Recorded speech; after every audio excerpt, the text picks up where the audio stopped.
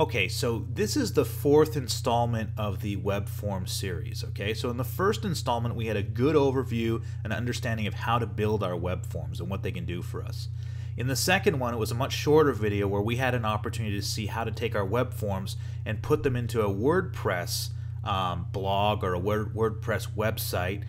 And it didn't really make a difference whether or not it was WordPress. It could be anything else. It could be Joomla, another content management system and such. So that's a great video that gives you a very simple overview there. The third installment showed us how to take those same forms and put them into our Facebook fan page. Now, we could stop there, but this last part is pretty critical because what you want to now see is how much revenue those web forms have been generating for your business. And you can start to understand what's working and what's not by using the campaign manager. So underneath the marketing tab, this is at least in the professional edition for the CRM, you have web forms, which we've seen, and then now campaigns, and this is where we are here. Okay, now this is a list of the campaigns that we have, and just like web forms, we don't have that many. But the one that I want to focus on at this point right now is the Thermometers 10,000, because that's the promo code that you saw before. So if I were to go and make a brand new campaign, all I would be doing is filling out this information here. Okay, that's all that's required to make a campaign. Now in this case, because it was already made, the promo code is locked. The reason why it's locked, that once we save this, then I know I'm probably going to have a bunch of marketing portals, web forms or otherwise, that I'm using to bring in data that this campaign is now going to monitor. Okay, so we can't change this at this point. Now, here's the other thing I want to show you.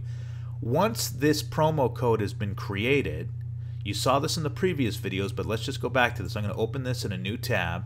This is our web forms list. And in this one here, down below, I want to go ahead and assign this web form to the only campaign promo code that I have available to me, which is the Therm 10,000. Okay.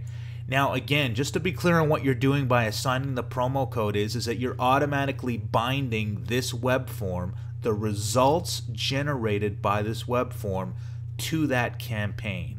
Okay. That's a tall order. Because what's happening is that when a lead comes in via this form, it's stamped with Therm 10,000.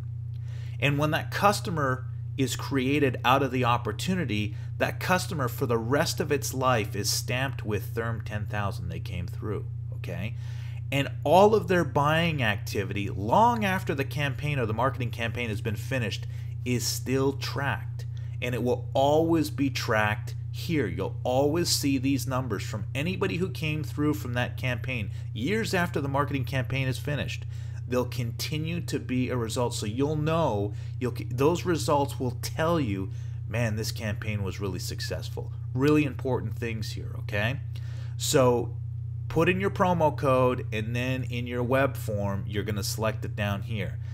The great thing about this is that, like I said, the person cannot make a mistake in filling out the wrong promo code or not giving you the promo code, because by proxy, when they hit submit, this has already been attached. Okay, some good stuff here. Let's go to the campaigns. Let's take a real quick look. Now in the CRM, we can see limited transactions that have to do with leads, opportunities, and quotes, because that's what we have in our CRM.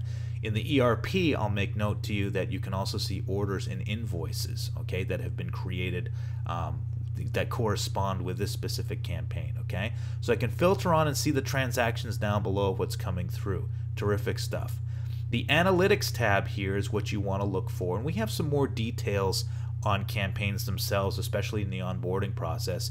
But down below you can start to see these kind of results, these trending results, because a marketing campaign could last for a year, it could last 6 months, it could last 3 weeks, it all depends. But as you're creating all these different calls to action or these marketing initiatives, these touch points to reach out and grab these customers' attention, you can start to see what works better than other things. Was it the message? Was it the medium? There's a bunch of things you can determine. And then, as you see when we go through this, monitoring the campaign data, because that's all you're really doing here is looking at information, is really going to start to tell you what has made your marketing efforts a success and what hasn't, okay? Let's take a little bit of a deeper look down into statistics. Now, a lot of these statistics, these variables that I'm seeing here are controlled by me. These are my lead sources. These are value lists. So this is what comes stock with the program. You can change this to fit your company, your specific marketing needs, and so on and so forth, and then track what's successful. And this is all real time. It's information being given to me, and it's telling me how many records have come through, how many are open, how many are won, how many are lost, what is the dollar amount that's tied to these things.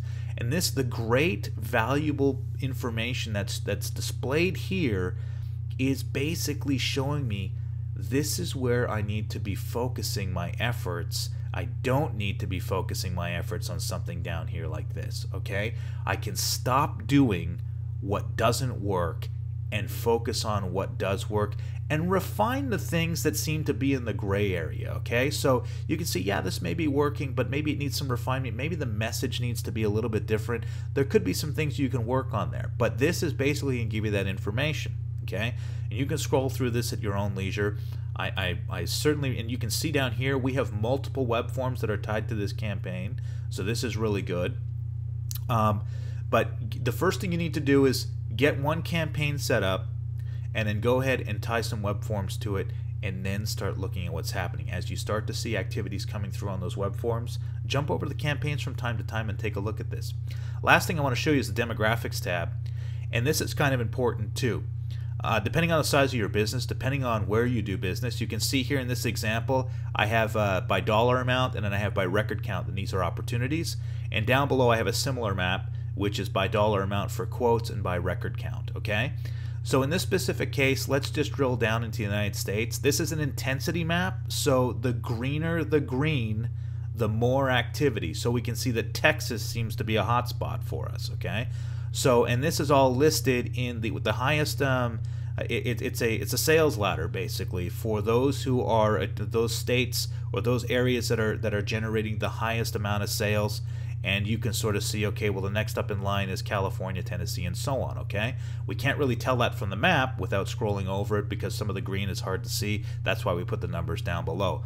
But you can see as you start to drill into these, you can actually see the cities that are really generating this kind of buzz for your sales, okay?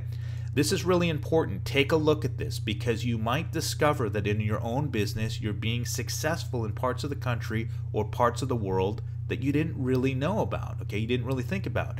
And what that means to you is, do you need to start getting reps on the ground in hot spots that you don't have a real sales presence? Are you missing some opportunities out there? So again, campaigns, build one, monitor it, tie web forms to it. This, if you pay attention to this, this is going to help you shape your business and make the right decisions every single time. All right? This concludes the web form series. Get those web forms up on the net, put as many as you can, make as many as you want, and start collecting those prospects. Good luck.